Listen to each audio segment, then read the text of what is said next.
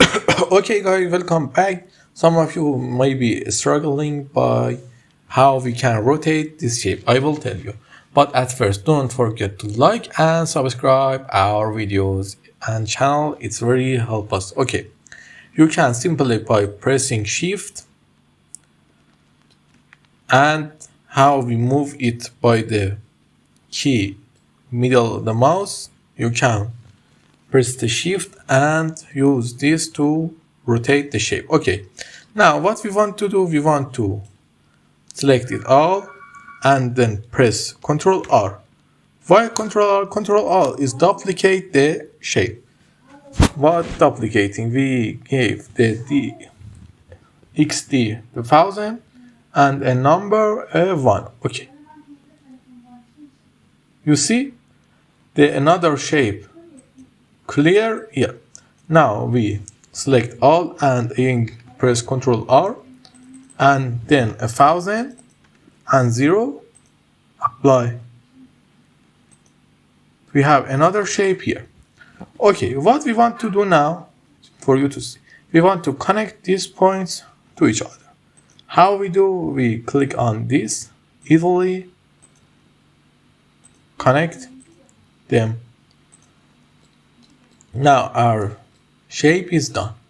But we want to do something else. We want to define what kind of connection is this dots. Okay, we select all and then assign joints, strings, and make it that. And say okay.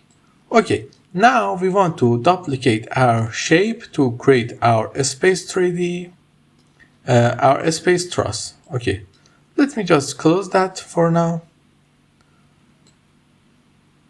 Okay, it's good.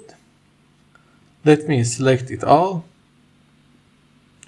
We can select them all by select all and then press Ctrl R, 1000 numbers 8, apply.